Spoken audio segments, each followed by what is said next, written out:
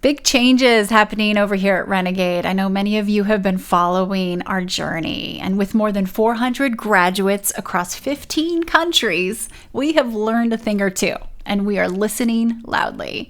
As we've grown, expanded, and evolved, what we've learned is that this container, this curriculum and content, the community and collaboration and the accountability, it's much bigger than an 8-week intensive accelerator. So we are now an annual experience. It's ongoing, and you don't have to wait until spring or fall to join us. We are accepting applications and nominations right now. And we're enrolling and onboarding new women every single week. We are enrolling female leaders, executives, and founders from all over, across all different industries. We are industry agnostic intentionally, and these are like-minded, like-hearted women who are fiercely loyal to each other's results and success. So you can get an unfair advantage to 2023 and get a jump start now. You can learn more at renegade.global. We'd love to explore this with you. Just apply today and we'll be in touch. There's nothing wrong with having requirements and preferences. The problem is when we're not being clear and we're not communicating that, and we're making the assumption that people are going to do it like you do it, which of course is never going to happen. I'm Amy Jo Martin. Welcome to the Why Not Now show.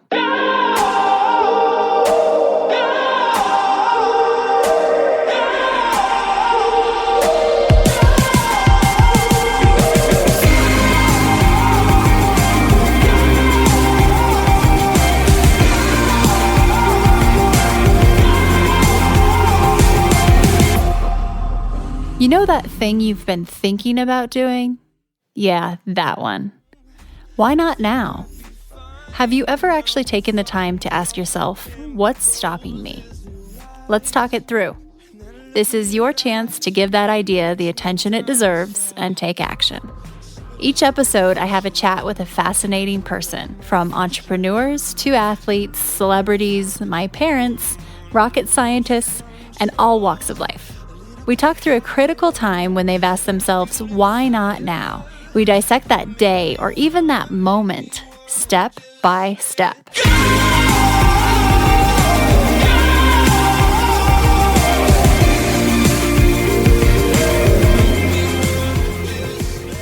Hey everyone, this is a really special episode because this is with one of my favorite humans on the land, and that is Regan Walsh. She is our Chief Renegade Officer and my right hand, my soul business partner, really. And I've learned so much from this woman. As a little bit of background, she has coached some of the top executives at Nike, Wall Street, and everything in between. So she knows what she's doing as a certified coach, and also someone who has navigated her own life with constant curiosity, growth, and integration of lessons. She's a lot of value to offer. So in this discussion, we share some of the key things I've learned from Regan, and also some of the key things we integrate into the Renegade programming, into the Renegade Accelerator, as well as the Renegade corporate programming when we're working with big brands. What you're going to hear is a little bit about our point of view on perfection, and some tactical things you can do to actually optimize your day and your relationship with perfection. These are literal, tangible things that Regan offers in terms of advice to kind of get over, things needing to be perfect. Also, we talk about this concept of disease to please, right? So this is the not wanting to let people down. Regan is really good at helping coach and guide people around boundaries so they are able to operate in their capacity and full potential and not be at an over bandwidth, over capacity type of feeling of burnout. One of my favorite things that I've learned from Regan, and I continue to learn and practice daily, is this concept of asking yourself, is something a requirement or is it a preference? And so as a leader of yourself, as a leader of your team, of your family, of your community, this is so important because this allows us to kind of get over that perfection trap, but also create some additional peace around us and in our environment. So when something comes up, asking yourself, is this a preference that I'm about to ask for, or is it a requirement? And making that really clear to the person and the party that you're responding to. So that is, I can't wait for you to hear about that one. Being able to ask for what you want and what you need. Shedding your shoulds. We really need to stop shoulding all over ourselves. And another thing is taking out the head trash, right? So you've probably heard me say before, don't let people rent space in your mind for free. It's valuable real estate. And for that matter, don't let anything rent space in your mind for free. It's valuable real estate. We have to be good landlords of our minds. And Regan talks about how to literally take out the head trash, right? We have to empty that and make sure that we're operating with a full tank of gas, with clarity and with room in space for expansion. And then lastly, brave before good. Right? This isn't really about let's fake it till you make it. That's something we actually don't subscribe to or believe in at Renegade. You become it, but you have to be brave to become it. And you have to be brave enough to take action before you might be good. And so as those who listen to this podcast, I know that you're high performing and driven and have very high expectations of yourselves, but this can be counterintuitive to us at times. Before we get started, we want to be able to kind of take out some insurance on our success or make sure that we're going to be really good at something. Well, it actually works in reverse. So experimenting, growth mindset, willingness to learn fast, that's brave before good, and that's innovation. So without further ado, here is Regan sharing her wisdom in a conversation we have together. This is a treat because this doesn't happen very often. So enjoy.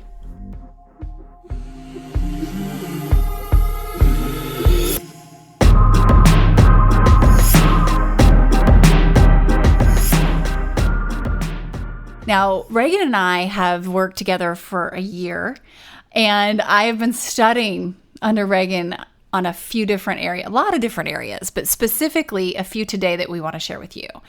And these have really shifted the way I lead the company, the way I lead my life. This shows up in my interpersonal relationships. So I'm excited to hop in with Regan Walsh. And as a reminder, this woman has done a lot of things in her career. She is a voice of authority and has guided executives on Wall Street, at Nike. She has a marketing expertise as well, and she's just an incredible people leader as well as human. So Regan, without further ado, welcome for this special episode. Thank you so much, Jo. I am so excited to dive into habits that I have seen consistently over the past decade derail executives in their career and in their lives. So I figure we'll just dive in and kick off with the number one thing I have seen across the board, and that is with our friends who identify themselves as perfectionists. So, what is a perfectionist? A perfectionist is somebody who weights everything on their plate equally, right? So if you're a perfectionist, every project you have for work is equally as important as everything in your home life, within your community. So your board service, your career, your family, it's all weighted equally. And when that happens, paralysis kicks in because you can't make progress on all things and do them all perfectly at the same time. So it really makes it hard to make progress when you're in that perfection trap because you don't know where to get started. So you're just in that state of paralysis.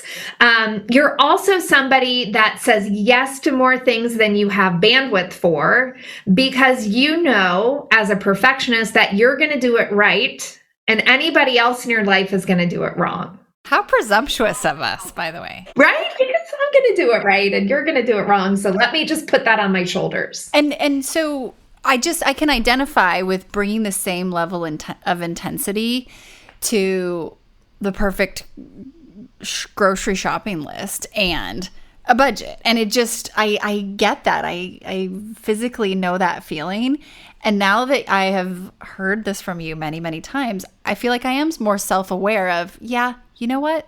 This thing over here, you can bring 20% to it. This thing over here, it needs 200%. So it's just, It's a recalibration, but that self-awareness and reminder is key. Well, and it's constant coaching, right? Do I really need to add this value right now? Do I need to put my energy? Is this the highest use of my energy? Is this really what deserves my attention in this moment?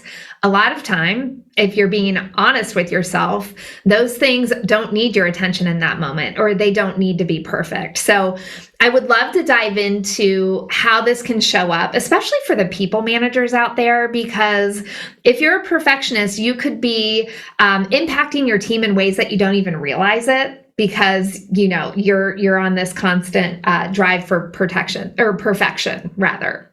So number one, you're more likely to micromanage your teams, right? Because you don't fully trust the people you hired to do their job. So you need to be more involved along the way. When that happens, your team feels like they're not doing a good job.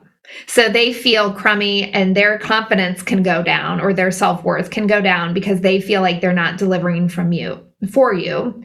Another thing that can happen is that they stop trying because they know eventually you're going to redo it anyway. So they stop putting in the effort because they're not going to do it well enough. So it can really build up over time and then add more to your perfectionist plate. A way to show up differently for your team would be take the time up front to map out the expectations, number one, and then get crystal clear. And I know this is one of your favorites, Jo, so I'm going to pause and make sure everybody here can hear this, to understand the difference of your preferences, things that you like to see, things that you would do versus the requirements, right? So everything that we do, we have preferences and requirements. And one of the stories I share in Heart Boss, the book that I wrote, is about my husband making dinner. He was making me dinner for Mother's Day, and I felt, really glad that he was taking that load off of my shoulders. And he was making stir fry, and he was chopping up the peppers into little cubes.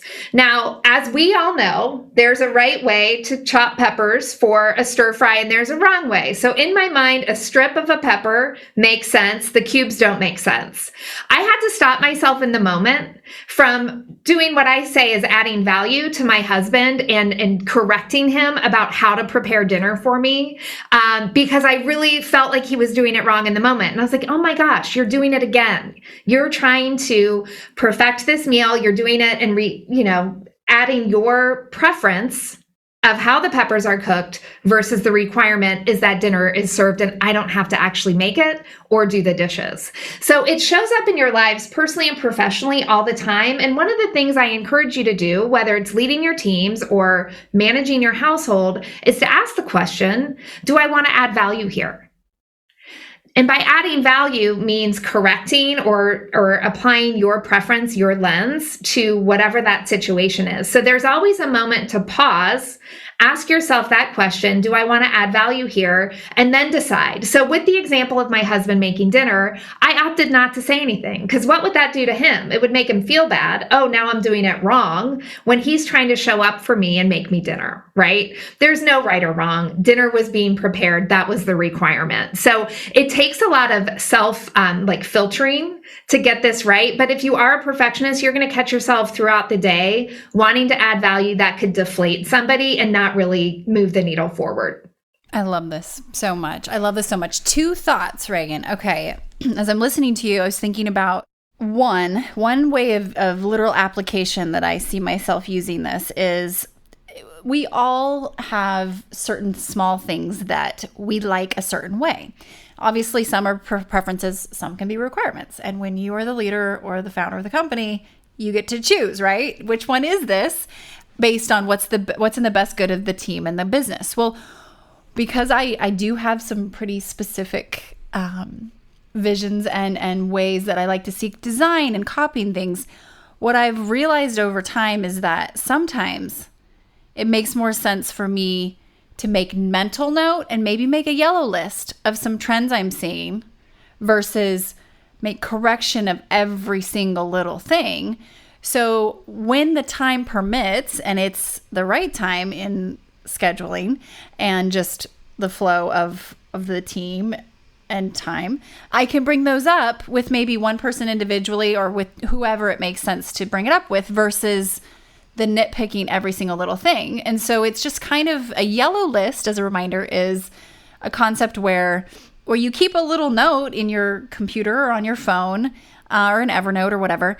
And this doesn't have to be discussed and addressed right now with this person, but here's a short ongoing running list of things that we will touch base on and cover off on when we have the next 10 or 15 minutes, right? So I don't know. I just like this idea of batching preferences that you would like to see requirements over time. Okay, so I know I'm getting a little complex here, but I think sometimes they add up, right? For sure they do. And I do think it's important to have those conversations because over time, whether it's your team or, whatever the situation is, people will understand what it is you're looking for. And the more you can be real clear, there's nothing wrong with having requirements and preferences. The problem is when we're not being clear and we're not communicating that and we're making the assumption that people are going to do it like you do it, which of course is never going to happen, right? Because we all have our own ways. Right.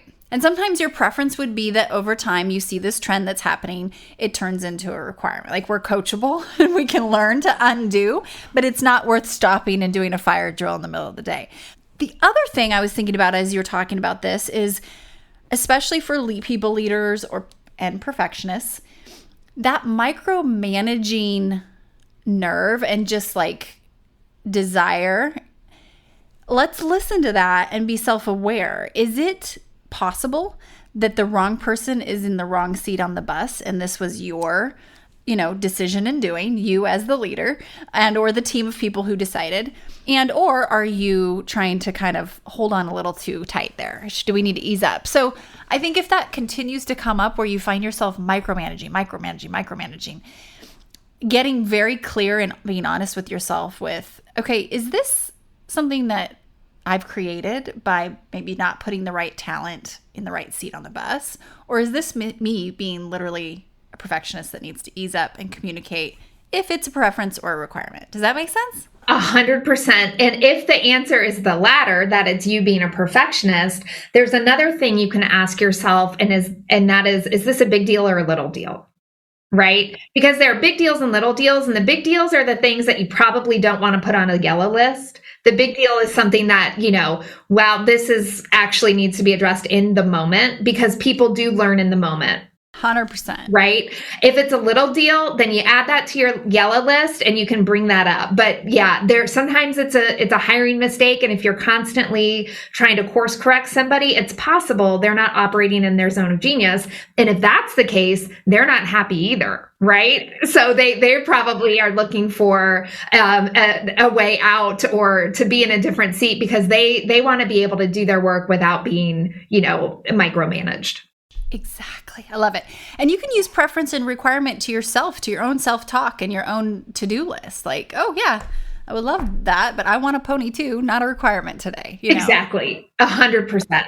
Okay, let's keep going. I love this so much. Okay, what's next? Amazing. Okay, so we have our perfectionist check. The other habit that gets in the way and often goes hand in hand with being a perfectionist is the disease to please. So if you are somebody that suffers with the disease to please, you want to say yes to everything because you don't want to let anybody down. So you are saying yes to more obligations at work, to more obligations with your family, to more obligations with your community, because you just want everyone to be happy. You don't want to let anyone down. You're capable of doing it and you're going to do a good job. So why don't I just take this on so you don't have the burden of taking it across the finish line, right? Let me do that for you.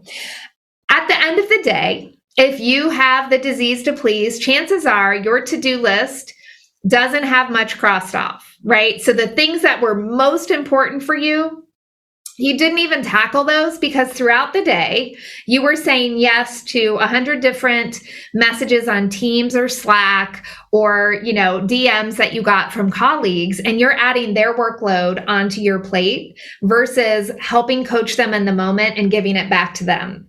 So there's a great article that I recommend to all of our renegades on Harvard Business Review that's called Who's Got the Monkey? It was written decades ago, and it is still one of their most popular articles. And it gives the analogy of you're walking down, back in the day when we were in an office and you're walking down the hallway and people are coming out of their offices and saying, Amy Jo, can I ask you just one question? can you, help me with this thing? And you say, sure, I don't have time to answer it right now, but let me take that monkey and I'm going to put it on my back.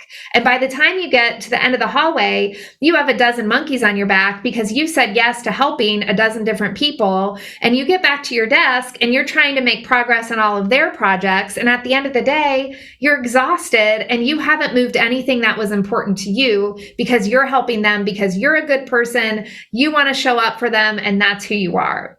So if you're somebody that has the disease to please, I really encourage you to pause in the moment. And yes, it's great to help people, but give it back to them. Don't put their work on your shoulder, so that you, at the end of the day, have the opportunity to unplug fully, to go work out, to spend time with your family, and you're not resentful, right? Because you're saying yes when you could say no. So there are other tactics that I'll share here in a moment about how to get rid of some of those yeses that we put on ourselves. But truly, if you are a pleaser, you need to pause in the moment, put it back on them, and not waste your days on everybody else's projects. Love it.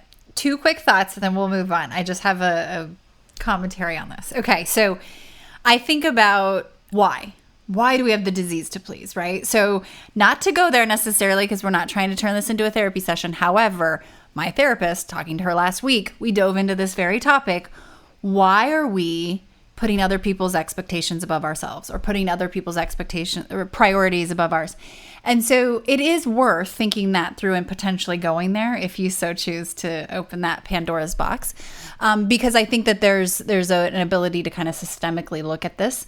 That being said, another thing that I have to share with you, right before Regan and I hopped into this recording, we were talking about something business-wise that was fairly intense and that we want to shift. And it was like, it's a good convo, right? It was like we were going there, full of mutual respect, 100% stability felt like, on my end at least.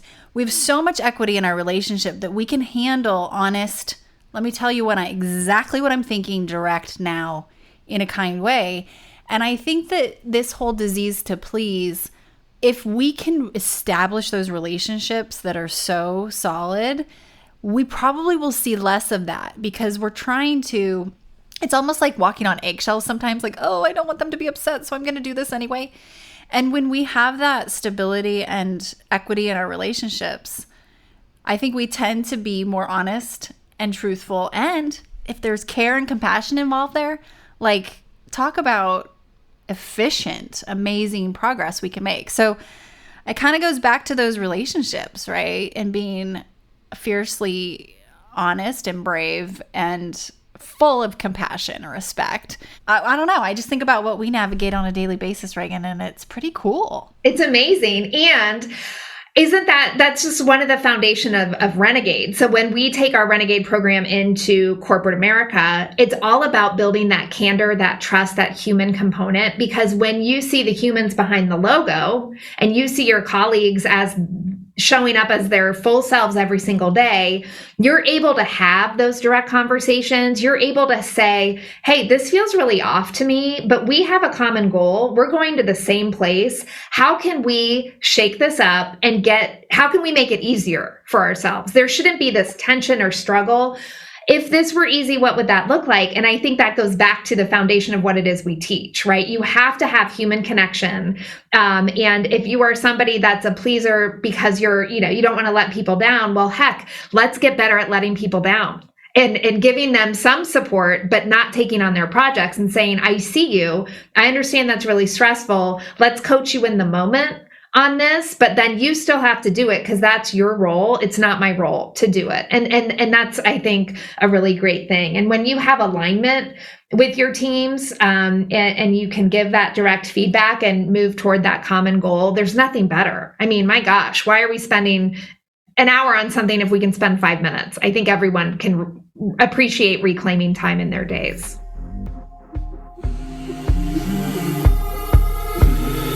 We're going to take a quick break and we'll be right back. Hi, everyone. If you are digging this podcast, please do us a favor and subscribe, rate, and review on iTunes. It just takes a moment and it means a ton to us.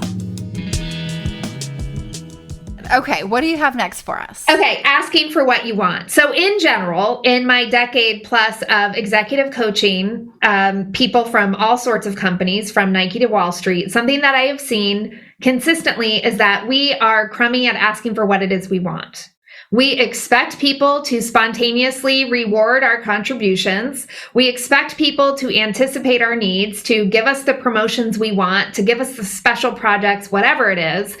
This also applies to partners, spouses, children, right? I just want to share that if there's something that you have on your mind, you need to communicate it to your boss, to your colleagues, to your partners, to whoever it is, and tell them where it is you're trying to go, what it is you want. Because what happens if you don't is somebody else is going to be talking about that exact same thing. And because they're talking about it, they're going to get it.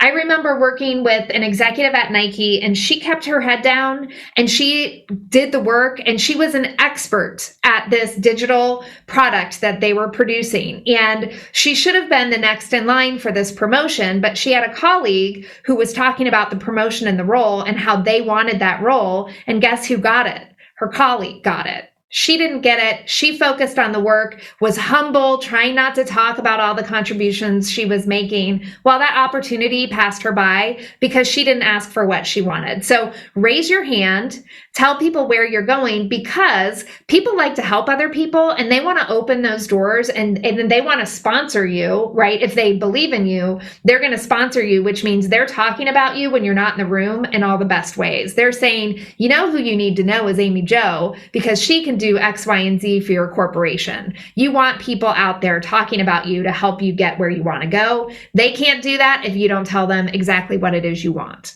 We cannot hope that someone someday notices us and gives us what we want by reading minds or wanting to do it out of the goodness of their heart. Like, that's great if it happens, but let's advocate for ourselves. There's a quote, and I don't have it verbatim memorized, but it's Abe Lincoln, and he would say to his commanders, if there's something in your wanting that I can provide, do not fail or hesitate to let me know.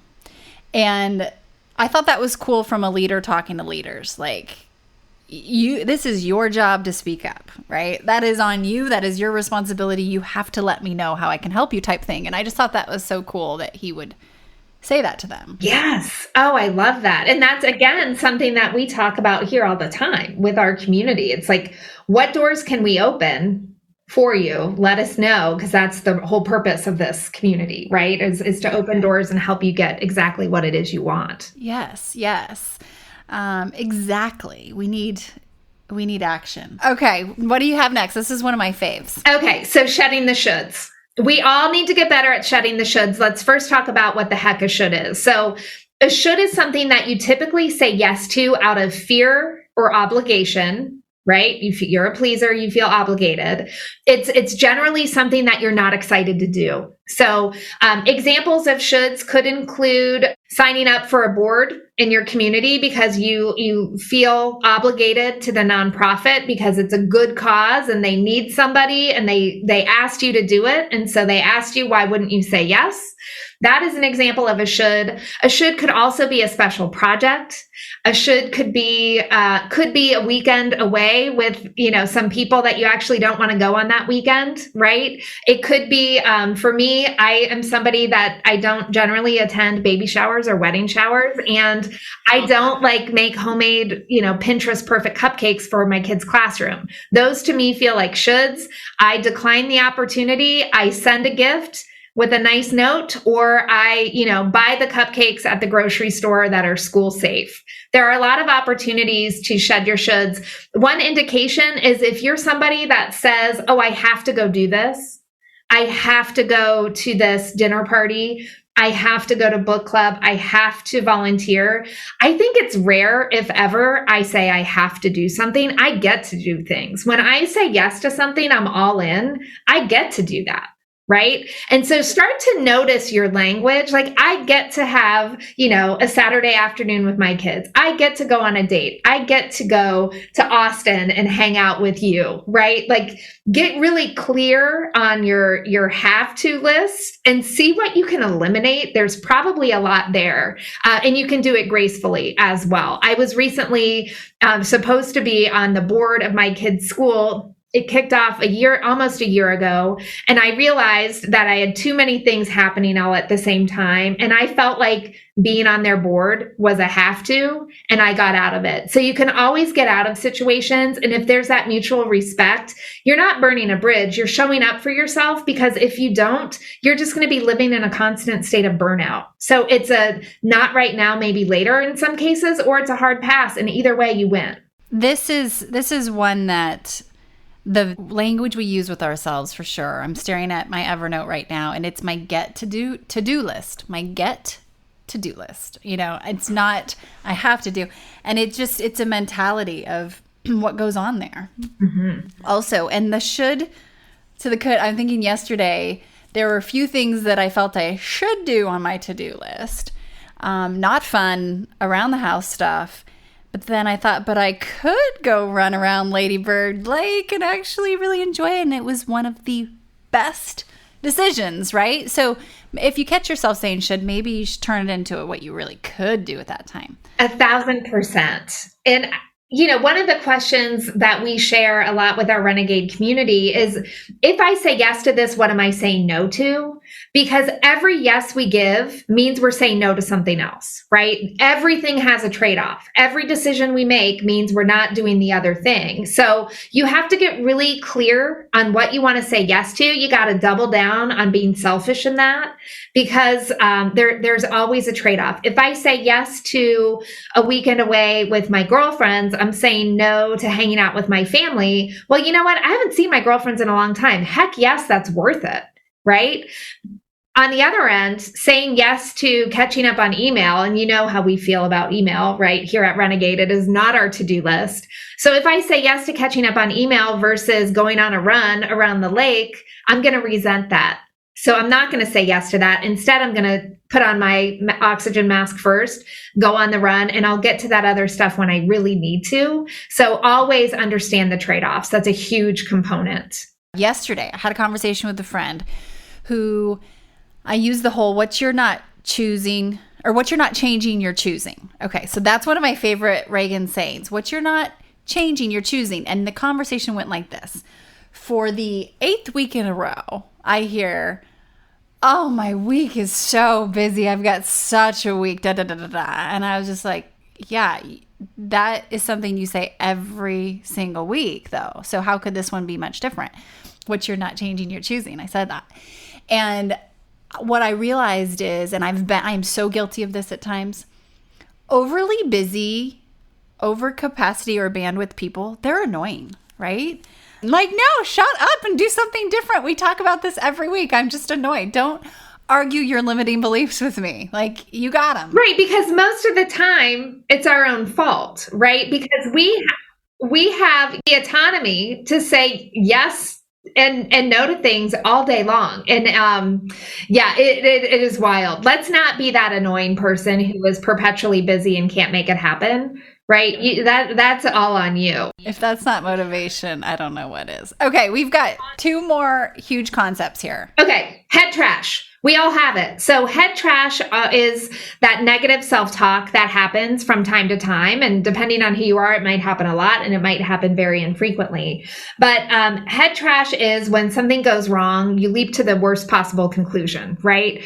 The spoiler alert in all of this is that every single person experiences failure. It's a shared human experience. So I think the sooner you can move past whatever that barrier is for you, to add in some self-compassion, to replace that negative thought with something that's actually true and positive, over time, you will rewire your brain. There is a lot of data out there to prove that. Start small, and over time, I'm not kidding, this is something I've been working on for probably nearly 20 years now. You will default to positive moments in your brain, positive self-talk, versus negative.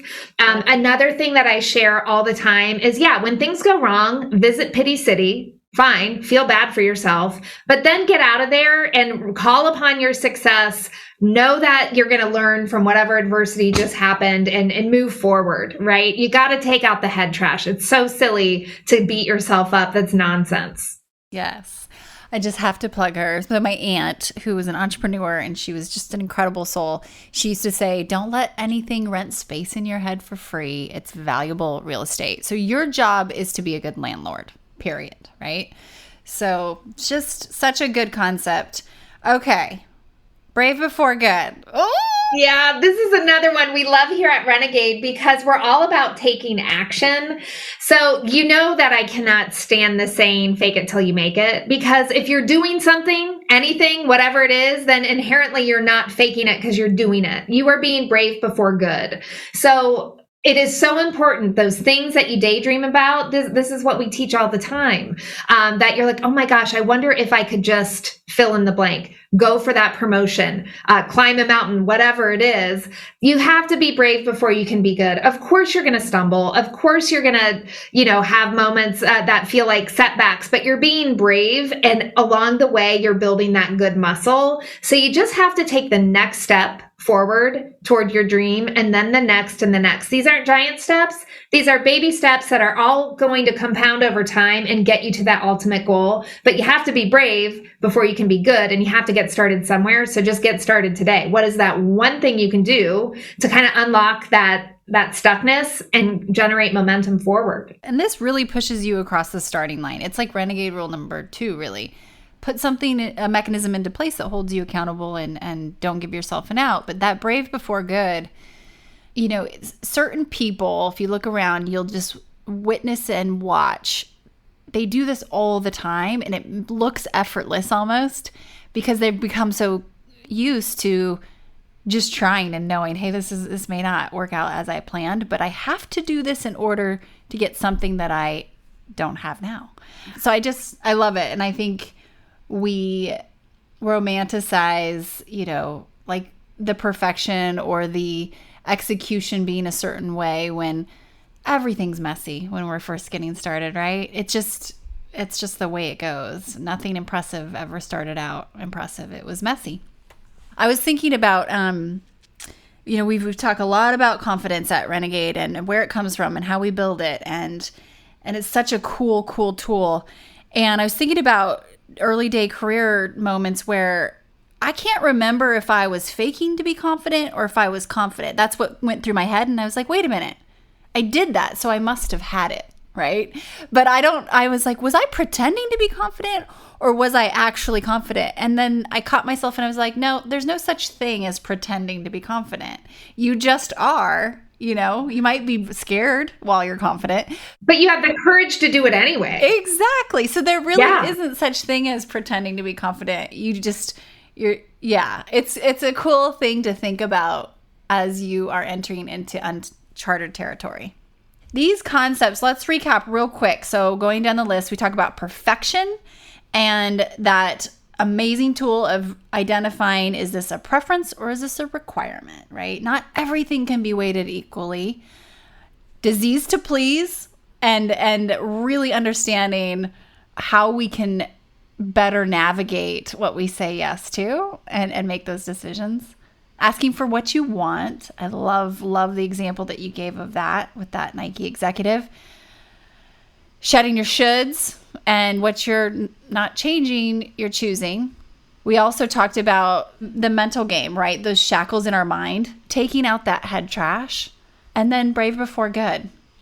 There's no such thing as faking it. If you have the courage to do it, you're doing it. Regan, thank you so much for sharing.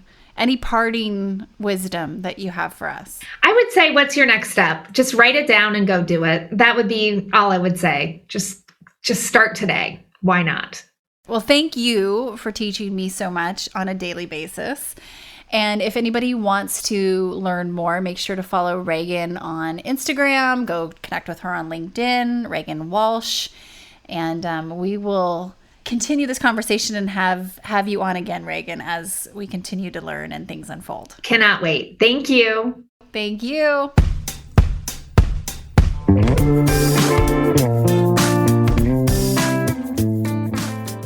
Hey everyone, thanks for listening to the show. Hit me up on social media to let me know what you think. I'm at Amy Jo Martin on Twitter, Facebook, Instagram, and LinkedIn.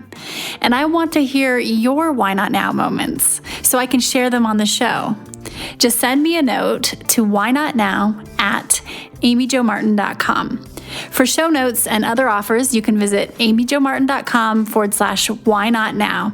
And while you're there, don't forget to sign up for my email newsletter for exclusive content and announcements.